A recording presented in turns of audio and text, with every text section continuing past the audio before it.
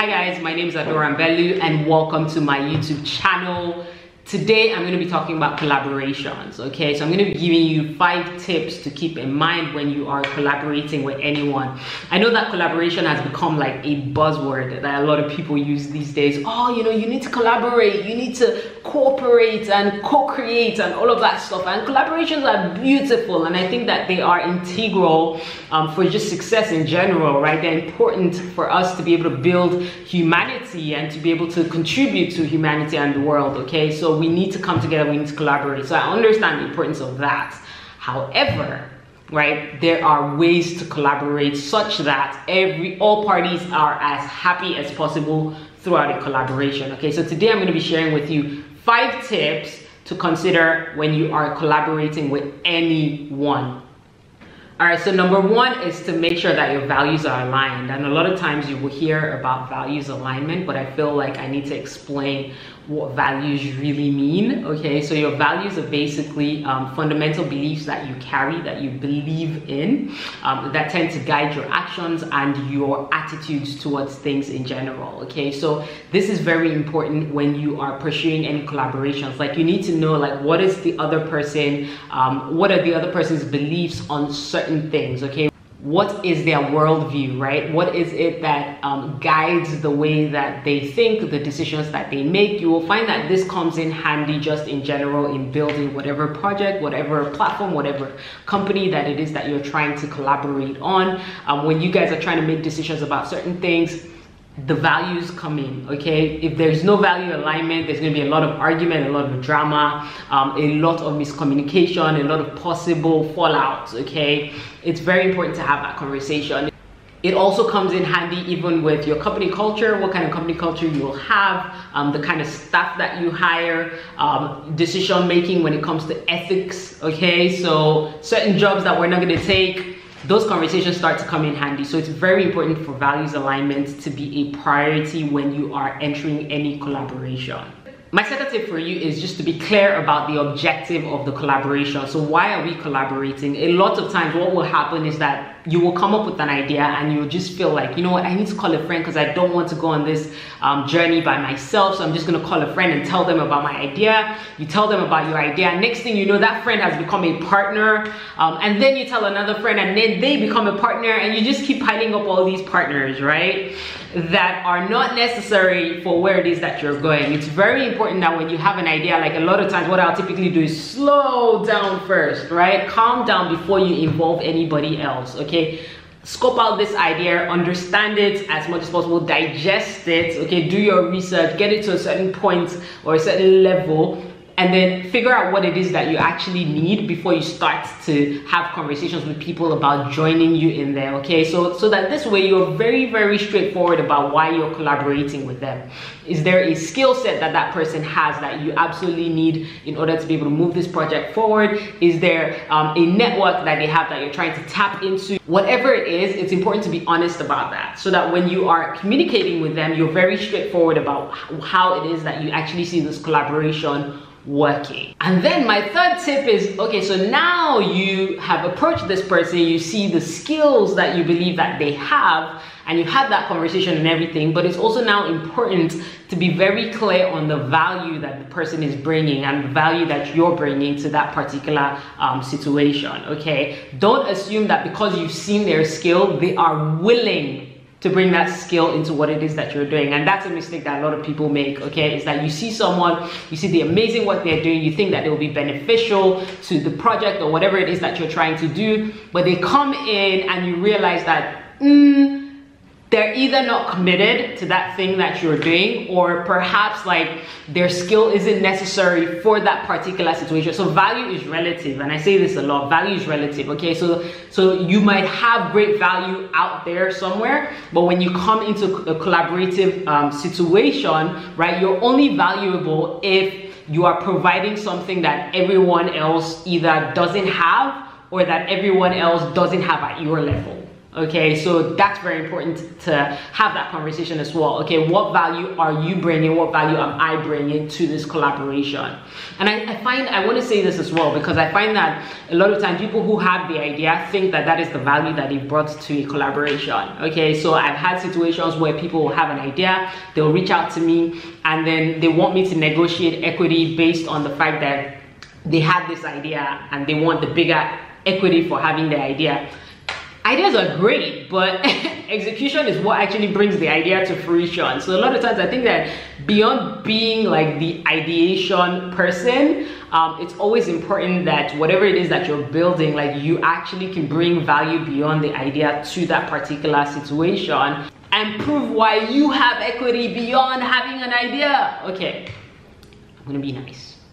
All right, so talking about equity, the next thing you need to ask yourself is, do I need this person as an equity partner, right? Or can I approach this a different way? Can I offer them something else? Because a lot of times we assume that whenever we are collaborating on stuff, we automatically need to give equity. And a lot of times that might not be the case, okay? So you may have a situation where you can have a barter, like especially where it's just a skill set that you need, and there is an opportunity for you to barter that skill set, or there's an opportunity for you to pay for that skill set. Just go ahead and pay for it if you don't think that this is something that you're going to need in the longer term of that project or of that business. Okay, so even when you're collaborating, that's important to keep in mind. You don't have to jump into equity conversations straight up. Okay, so you may collaborate with someone and just have a quick exchange that may not require them having a longer term investment within that particular project or that platform or that product or that company. Okay, it's also very important, and this is something that I found that has helped me, is sometimes you can just vest equity. Okay, so you can have a situation where you say, okay, well, yes, I'm willing to vest this equity for you. And what that means is basically just keep it, let me put it in layman's terms. It's basically taking the equity that you were going to give them, but keeping it in a cage somewhere and saying that if you do X, Y, Z, like if you accomplish these things over this period of time, then you get that equity. So sometimes you can give like minimal equity, right? So let's say you plan to give the person 25% equity. You can say, you know what, I'll give you 12.5 equity for just doing this, for bringing your skill sets into this company and doing this thing right now. However, I will vest the other 12.5 equity, and you will need to fulfill these different criteria to be able to access it. Okay, so that's also a thing that you can do that will help. And I find that vesting equity helps a lot because it gets everyone to actually put in the effort and the work that they need in order to build out this thing that you're working on for it to be successful, so that everyone benefits from the success of that. Sometimes giving equity up front can just make people complacent. Oh, I have equity, so therefore I don't need to do anything. Okay, so that's something that I've learned, and I hope that that helps you as well. My next tip for you is, if it is a transactional collaboration, please have that money conversation up front. A lot of people shy away from having the money conversation. I know it can be uncomfortable. I know that most people don't want to talk about it, but it's important to have it up front. Okay, so be very clear about it. Like, what is it that you're getting? What is it that I'm getting, right?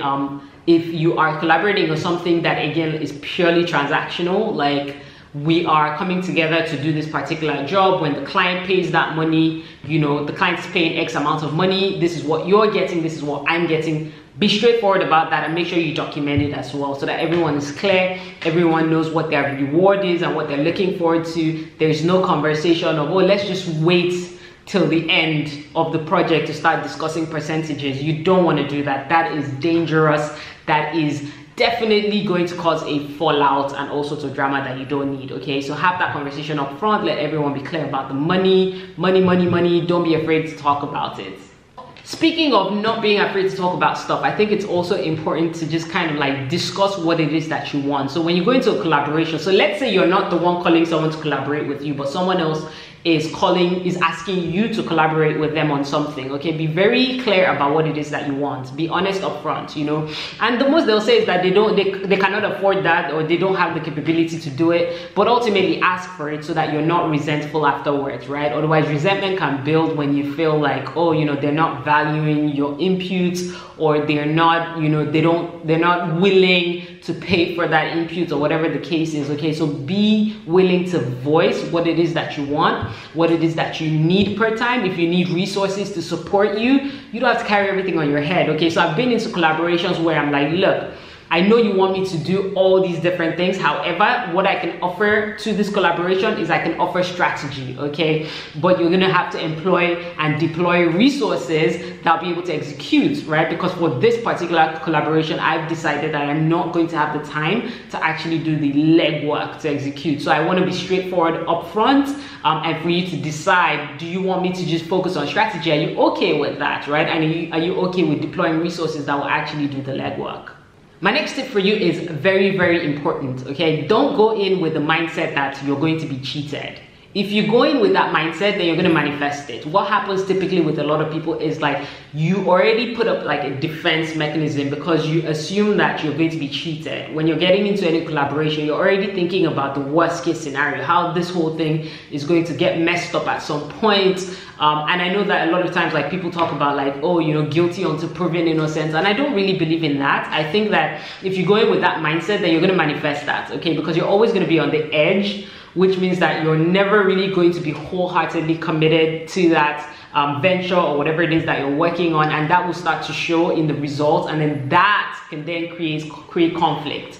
So a lot of times I would say, you know, go in with the best of intentions, go in with the biggest hope that you can, okay, and hope that everything is going to work out and that it's going to be a beautiful experience. And you start to realize that with that mindset, you start to manifest beautiful things. You start to build a stronger relationship with the person you're collaborating with. You start to work together towards this beautiful progress that you've envisioned, and everything just kind of starts to work out that way, okay? So don't think negatively. If you think negatively, you're going to manifest negativity. If you think positively, you're more than likely going to manifest positivity. My final tip for you is to put a timeline to the collaboration, and you can kind of like revisit that, you know, throughout the project, okay? So a lot of times I will approach collaborations from an angle of like, okay, so what's the timeline for this, okay? So do we want to work together for a 3-month period, maybe even phase out the project? This works typically with projects. With companies, collaborations are typically like long-term, especially if you're looking at partnerships, okay?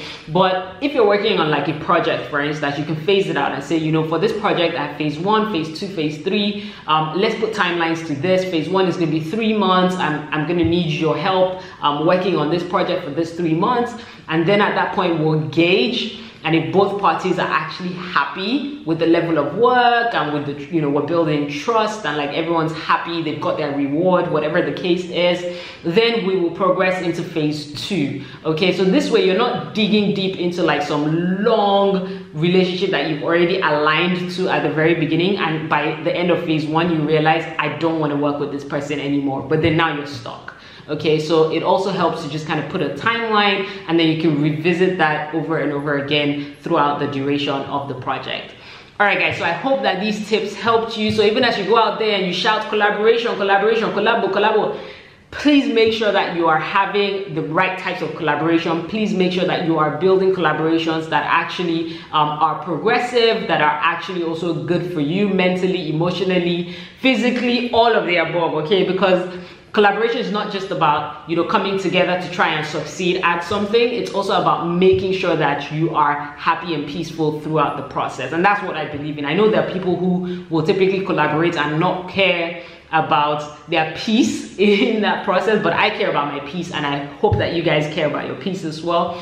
If that's the case, then I hope that this helps you. If this helped you, please go ahead and share it with someone else that you think will benefit from watching this video. Follow us at Lumination Tribe. That's lumination.tribe. You can follow me at Adaora.lumina. I look forward to catching up with you guys and loving up on you. Take care till next time.